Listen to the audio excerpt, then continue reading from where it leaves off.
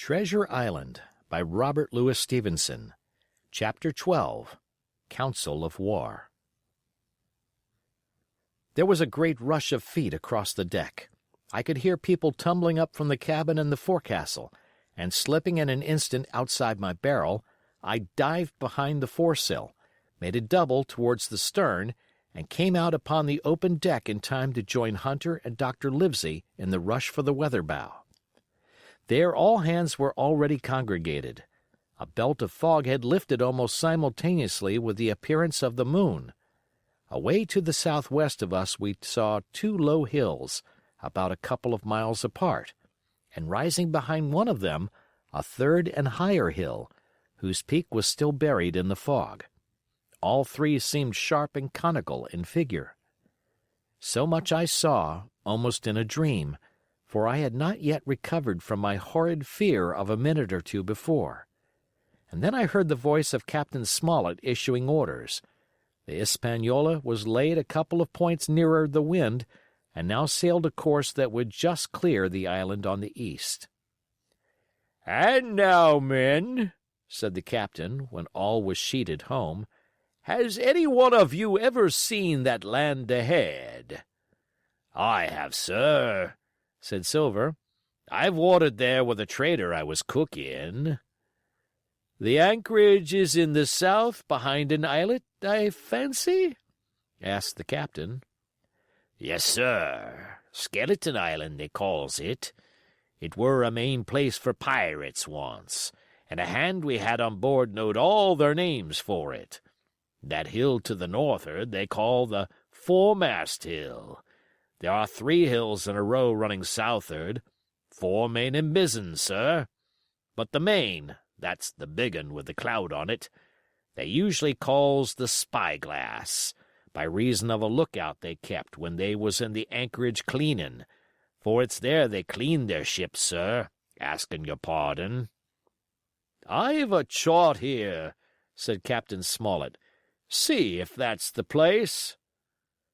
Long John's eyes burned in his head as he took the chart, but by the fresh look of the paper I knew he was doomed to disappointment. This was not the map we found in Billy Bones's chest, but an accurate copy, complete in all things, names and heights and soundings, with the single exception of the red crosses and the written notes. Sharp as must have been his annoyance, Silver had the strength of mind to hide it. "Yes, sir," said he. "This is the spot, to be sure, and very prettily drawed out. Who might have done that, I wonder? The pirates were too ignorant, I reckon. Ah, here it is, Captain Kidd's anchorage, just the name my shipmate called it.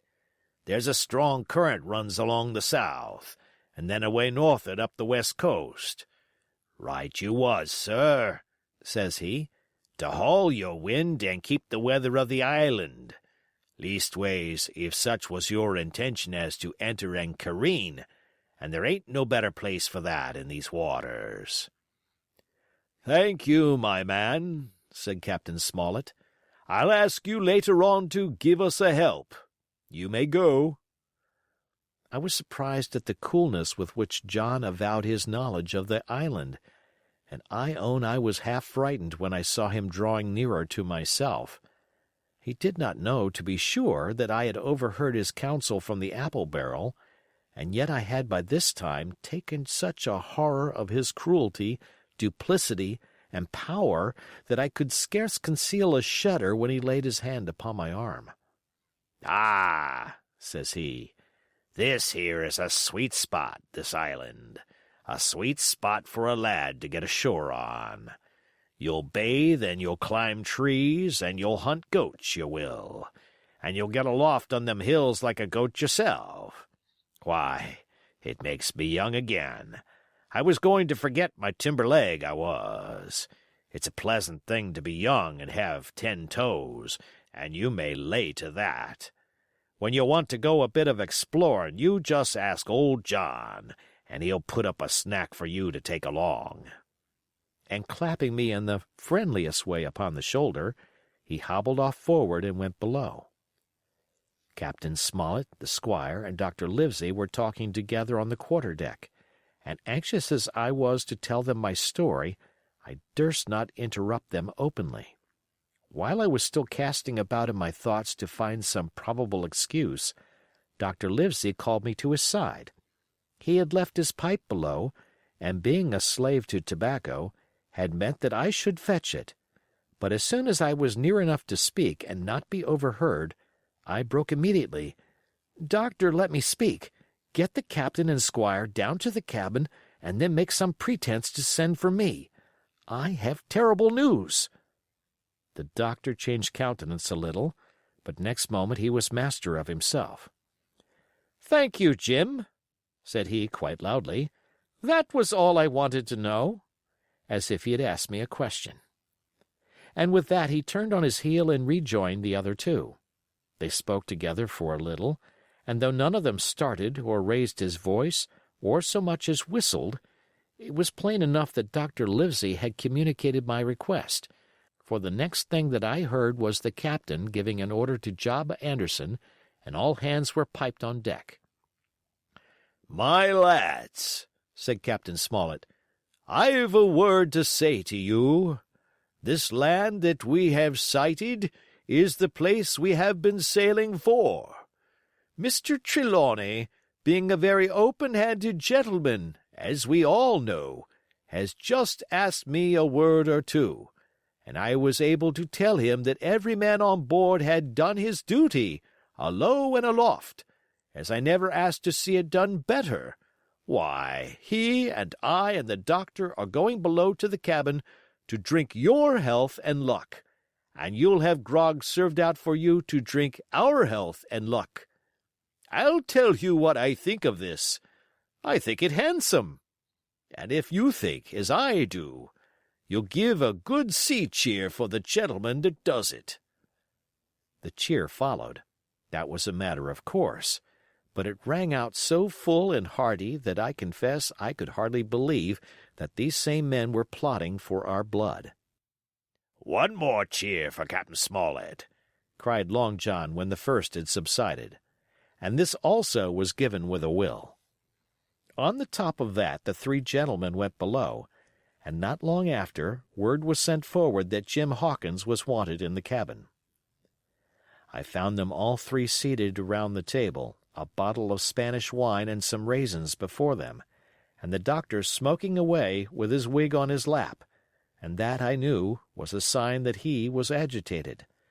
The stern window was open, for it was a warm night, and you could see the moon shining behind on the ship's wake. "Now, Hawkins," said the squire, "you have something to say. Speak up." I did as I was bid, and as short as I could make it, told the whole details of Silver's conversation. Nobody interrupted me till I was done, nor did any one of the three of them make so much as a movement, but they kept their eyes upon my face from first to last. "Jim," said Dr. Livesey, "take a seat." And they made me sit down at table beside them, poured me out a glass of wine, filled my hands with raisins, and all three, one after the other, and each with a bow, drank my good health, and their service to me for my luck and courage. "Now, Captain," said the squire, "you were right, and I was wrong. I own myself an ass, and I await your orders." "No more an ass than I, sir," returned the captain. "I never heard of a crew that meant to mutiny but what showed signs before, for any man that had an eye on his head to see the mischief and take steps according.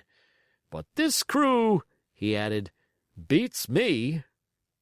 "Captain," said the doctor, "with your permission, that's Silver. A very remarkable man." "He'd look remarkably well from a yardarm, sir," returned the captain. "But this is talk. This don't lead to anything. I see 3 or 4 points, and with Mr. Trelawney's permission, I'll name them." "You, sir, are the captain. It is for you to speak," says Mr. Trelawney grandly. "First point," began Mr. Smollett. "We must go on, because we can't turn back. If I gave the word to go about, they would rise at once. Second point, we have time before us, at least until this treasure's found. Third point, there are faithful hands. Now, sir, it's got to come to blows sooner or later, and what I propose is to take time by the forelock, as the saying is, and come to blows some fine day when they least expect it. We can count, I take it, on your own home servants, Mr. Trelawney?" "As upon myself," declared the squire. "3," reckoned the captain. "Ourselves make 7, counting Hawkins here. Now, about the honest hands?" "Most likely Trelawney's own men," said the doctor. "Those he had picked up for himself before he lit on Silver." "Nay," replied the squire, "Hans was one of mine." "I did think I could have trusted Hans," added the captain. "And to think that they are all Englishmen!" broke out the squire. "Sir, I could find it in my heart to blow the ship up." "Well, gentlemen," said the captain, "the best that I can say is not much. We must lay to, if you please, and keep a bright lookout. It's trying on a man, I know. It would be pleasanter to come to blows. But there's no help for it till we know our men. Lay to and whistle for a wind. That's my view." "Jim here," said the doctor, "can help us more than anyone. The men are not shy with him, and Jim is a noticing lad." "Hawkins, I put prodigious faith in you," added the squire. I began to feel pretty desperate at this, for I felt altogether helpless. And yet, by an odd train of circumstances, it was indeed through me that safety came. In the meantime, talk as we pleased, there were only 7 out of the 26 on whom we knew we could rely, and out of these 7 one was a boy, so that the grown men on our side were 6 to their 19. End of chapter.